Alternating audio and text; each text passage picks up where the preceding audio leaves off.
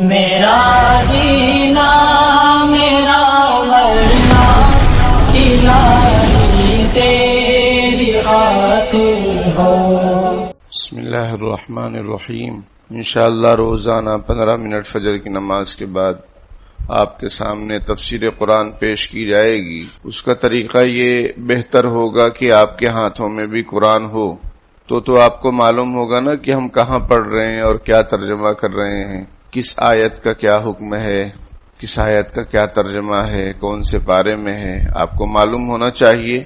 درس کا مطلب ہوتا ہے پڑھانا، ٹیچ کرنا، تو اس میں سامنے والوں کے سامنے کتابیں ہوتی ہے کہ نہیں ہوتی ہیں، کہ سب ہوائی فائرنگ رہتی ہے۔ اگر ہم صرف ایسے ہی درس دیں تو آپ کو کیا پتا چلے گا کون سا پارہ ہے، کون سی سورت ہے؟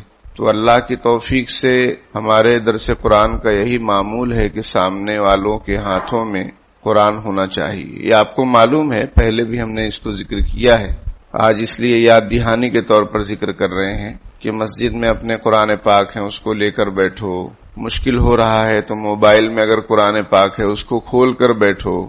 یہ موبائل آدمی کو جنت میں بھی لے جا سکتا ہے اگر صحیح استعمال کریں تو، تاکہ آپ کانٹیکٹ میں رہیں، ورنہ ہم ادھر تفسیر میں رہیں گے اور آپ کہیں اور رہیں گے۔ تو درس کا مطلب یہ ہوتا ہے، بیان تھوڑی ہوگا، ابھی درس ہوگا، یعنی قرآن پاک کی آیتوں کا ترجمہ ہوگا، اس کی تفسیر ہوگی۔ تو قرآن پاک صرف مدرس کے لیے تھوڑی ہے، آپ کے لیے بھی ہے۔ آپ قرآن پاک کو دیکھو گے، سمجھو گے، تو جب اپنے گھر میں قرآن کھولو گے تو آپ کو سمجھ میں آئے گا کہ ہاں ہم نے یہ پڑھا ہے، یہ سنا ہے، ورنہ کچھ پتہ ہی نہیں ہے۔ تو اس کا خیال رکھیں تو بہت فائدہ ہوگا اور درس کا جو مقصد ہے وہ پورا ہوگا۔ اعوذ باللہ من الشیطان الرجیم، بسم اللہ الرحمن الرحیم۔ الف سورۃ ہود مکیہ، یہ سورہ ہود ہے اور مکے میں نازل ہوئی ہے۔ آپ صلی اللہ علیہ وسلم کی زندگی کے جو حالات ہیں وہ دو حصوں میں ہیں، ایک مکی دور کہلاتا ہے، ایک مدنی دور کہلاتا ہے۔ مکی دور کا مطلب یہ ہے کہ آپ صلی اللہ علیہ وسلم مکے میں رہے 53 سال تک، پیدائش بھی مکے میں ہوئی، نبوت بھی۔ جبل نور ایک پہاڑ ہے، اس میں ایک غار ہے، غار حرا، اس میں قرآن پاک کا نزول ہوا۔ اقرأ بسم ربک الذی خلق، قرآن کی ابتدا وہیں سے ہوئی، نزول کی، اور نبوت ملی ہے 40 سال میں۔ 13 سال پھر آپ صلی اللہ علیہ وسلم نبوت ملنے کے بعد بھی مکے میں رہے۔ ہجرت کا حکم ہوا تو آپ صلی اللہ علیہ وسلم مدینہ منورہ چلے گئے اور 10 سال وہاں رہے۔ اس طرح آپ کی کل عمر شریف 63 سال ہے۔ تو سورہ ہود مکی ہے۔ ہود، حضرت ہود علیہ السلام ایک نبی ہیں، پیغمبر ہیں، جنہیں قوم عاد کی طرف بھیجا گیا تھا۔ وَإِلَىٰ عَادٍ أَخَاهُمْ هُودًا 19ویں پارے میں ہے۔ اس میں بھی آگے تفصیل آئے گی کہ قوم عاد کی طرف حضرت ہود علیہ السلام کو بھیجا گیا نبی بنا کر، تاکہ وہ اللہ کی طرف بلائیں، لوگوں کو سمجھائیں۔ قوم عاد بہت ڈیل ڈول والے تھے، بہت ہی WWF والے سب لوگ تھے، اس سے بھی بھاری بھرکم لوگ تھے۔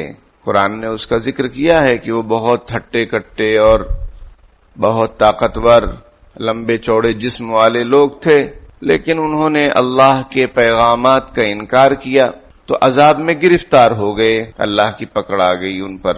یہ سورہ ہود ہے، اس میں بھی انبیاء کرام علیہم السلام کا تذکرہ ہے، قوم شعیب کا تذکرہ ہے، قوم صالح کا تذکرہ ہے، حضرت موسیٰ علیہ السلام کی قوم کا تذکرہ ہے، فرعون کا ذکر ہے، حضرت ہود علیہ السلام کا، حضرت ابراہیم علیہ السلام، کئی نبیوں کا ذکر آپ اس میں دیکھیں گے، سنیں گے۔ مقصد کیا ہے؟ تاکہ ہم سب سمجھ کر عمل کریں اور اپنی زندگیوں میں تبدیلی لائیں۔ اس لیے قرآن نازل ہوا ہے کہ آدمی کی زندگی بدل جائے۔ اس میں 10 رکوع ہیں اور 123 آیتیں ہیں۔ امید ہے کہ پورا رمضان انشاءاللہ اس صورت میں ہی گزر جائے گا، اور ہمارا جو درس قرآن چل رہا ہے تو ابھی تک اتنا ہوا ہے، پارہ نمبر 11 16 رکوع، اب یہاں سے آگے شروع ہو رہا ہے۔ ورنہ عام طور پر رمضان میں مختلف صورتیں کہیں سے بھی ہم لاتے تھے، 22ویں پارے میں سورہ احزاب اور 18ویں پارے کی سورہ نور، اس طریقے سے سیریل جو چل رہا ہے، ترتیب جو چل رہی ہے درس قرآن کی، وہ اس سال الحمدللہ قائم ہے، باقی ہے۔ اور سورہ یوسف کی تفسیر ہو چکی ہے، سورہ ہود کے بعد سورہ یوسف ہے، اس کی تفسیر تو ہو چکی ہے رمضان میں۔ بہرحال اس میں حضرت ہود علیہ السلام کا ذکر ہے، اس لیے اس سورت کا نام سورہ ہود ہے، اور مکیہ ہے۔ مکیہ کا مطلب یہ ہوتا ہے، قرآن میں آپ دیکھیں گے سورتیں یا تو مکی ہیں یا مدنی ہیں، سمجھ رہے ہیں؟ تو مکیہ اور مدنیہ کا مطلب یہ ہوتا ہے، مکیہ کا مطلب یہ ہے کہ ہجرت سے پہلے نازل ہوئی ہے یہ، اب چاہے جہاں نازل ہو، اور مدنیہ کا مطلب یہ ہے کہ ہجرت کے بعد وہ سورت نازل ہوئی ہے، اب وہ چاہے جہاں نازل ہو، چاہے مکے میں ہی کیوں نہ نازل ہو۔ ہجرت کے بعد آپ صلی اللہ علیہ وسلم مکے بھی تو آئے ہیں، حج کیا ہے، عمرہ کیا ہے، جنگ کی ہے۔ تو مدنیہ کا مطلب ہجرت کے بعد جو صورتیں نازل ہوئی ہیں وہ، اور مکیہ کا مطلب جو ہجرت سے پہلے نازل ہوئی ہیں وہ۔ دوسرا فرق یہ بھی یاد رکھیں کہ جو مکیہ صورتیں ہوتی ہیں اس میں توحید، رسالت، آخرت، قیامت، قوموں کا تذکرہ، ان پر عذاب، ان پر نعمت، اس کا ذکر زیادہ ہوگا۔ اور جو مدنیہ صورتیں ہوتی ہیں اس میں احکامات بہت ہوں گے، نماز قائم کرو، زکوٰۃ ادا کرو، اس طرح کرو، اس طرح کرو، سمجھ میں آئی بات، روزے اس طریقے سے کرو۔ اب جیسے سورہ بقرہ ہے وہ مدنیہ ہے، یعنی مدینے میں نازل ہوئی ہے، ہجرت کے بعد نازل ہوئی ہے۔ ابھی آج تراویح میں آئے گا کہ اے ایمان والو تم پر روزہ فرض کیا گیا ہے، اور چند دن ہے، اور بیماری میں ہو تو مت رکھو، سفر میں ہو تو مت رکھو، سمجھ میں آئی بات۔ اس طریقے سے احکام، اعتکاف کیسے کرنا ہے، اور روزے کی حالت میں کیا کام جائز ہیں کیا ناجائز ہیں، وہ سب تفصیلات سورہ بقرہ میں موجود ہیں۔ قرض دینا ہے تو کیسے دینا ہے، اور سود حرام ہے، تجارت حلال ہے، اور بھی بہت ساری باتیں۔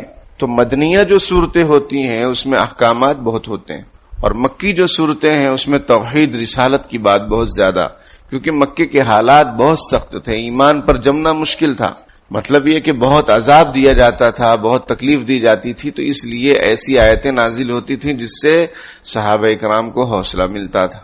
پھر مدینے میں حالات اچھے ہو گئے تو پھر احکامات کا نزول شروع ہوا تاکہ اب عمل کریں تفصیل کے ساتھ۔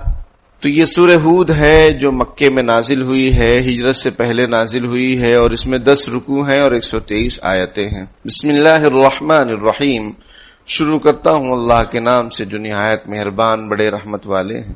الف لام را۔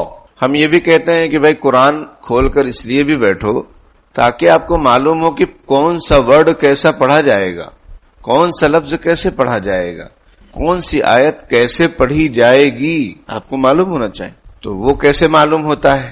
پڑھانے سے، سننے سے معلوم ہوتا ہے، پڑھنے سے معلوم ہوتا ہے۔ ہم نے بھی اپنے اساتذہ سے پڑھا، سنا، تو سمجھ میں آیا کہ اس کو ایسا پڑھنا ہے۔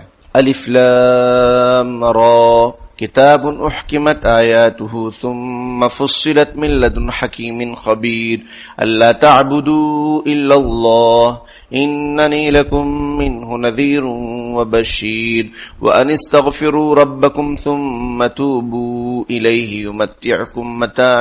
یمتعکم متاعا حسنا الى اجل مسمى وَيُؤْتِ كُلَّ ذِي فَضْلٍ فَضْلَهُ وَإِن تَوَلَّوْا فَإِنِّي أَخَافُ عَلَيْكُمْ عَذَابَ يَوْمٍ كَبِيرٍ إِلَى اللَّهِ مَرْجِعُكُمْ وَهُوَ عَلَى كُلِّ شَيْءٍ قَدِيرٌ۔ الف لام را، اس کے معنی اللہ کو معلوم ہیں۔ ایسے قرآن میں اور بھی جگہ الف لام میم ہے، الف لام میم صاد ہے، کاف ہا یا عین صاد ہے۔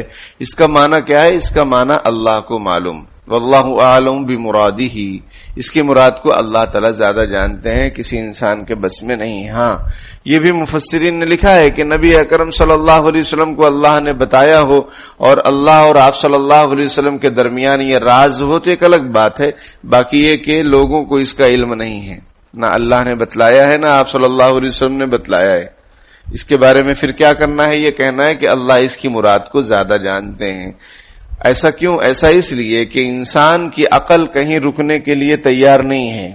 چاند پر پہنچ گئے تو مریخ پر جانے کا ارادہ ہے، مریخ پر پہنچ گئے سورج پر بھی جانے کا ارادہ ہے۔ وہ کسی منتری نے کہا تھا کہ اب ہم سورج پر جانے کی کوشش کریں گے، تو جانا چاہیے، دیکھنا چاہیے کتنا گرم ہے۔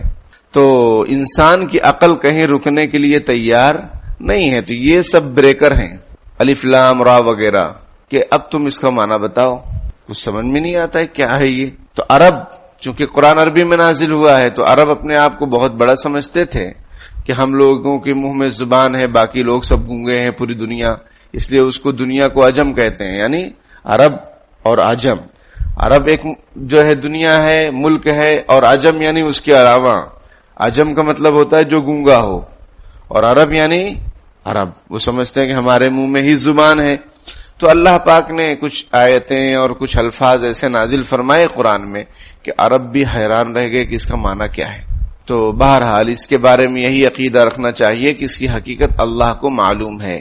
کتاب احکمت آیاتہ ثم فصلت من لدن حکیم خبیر، یہ قرآن ایک ایسی کتاب ہے کہ اس کی آیتیں دلائل سے محکم کی گئی ہیں، پھر اس کے ساتھ صاف صاف بھی بیان کی گئی ہیں۔ وہ کتاب ایسی ہے کہ ایک حکیم باخبر یعنی اللہ تعالی کی طرف سے یہ نازل کی گئی ہے۔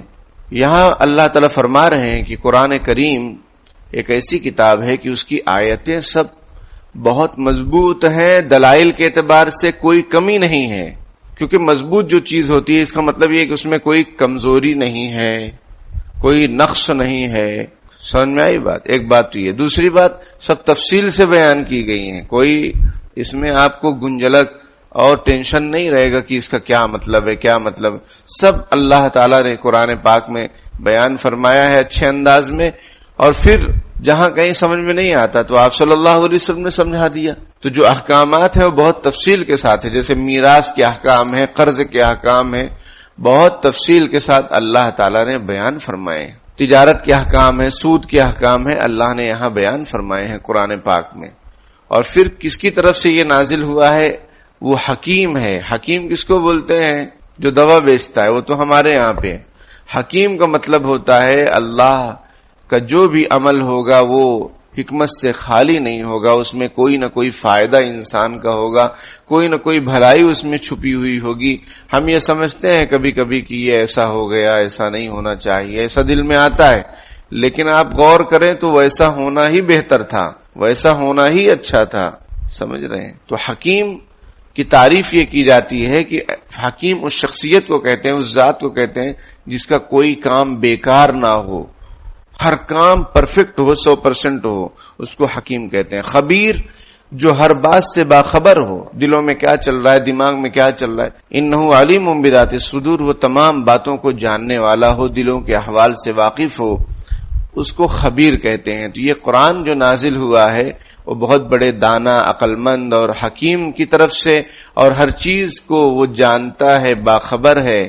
سمجھ میں آئی بات؟ اس لیے کہ اس میں بعد میں سنشودھن کرنے کی ضرورت نہ پڑے۔ یہ انسانی کلام نہیں ہے، خدا کا کلام ہے، وہ نازل ہو گیا، بس بات ختم ہے۔ اللہ تعبدوا الا اللہ، بس انشاءاللہ 15 منٹ ہو گئے اب کل۔ وآخر دعوانا الحمدللہ رب العالمین۔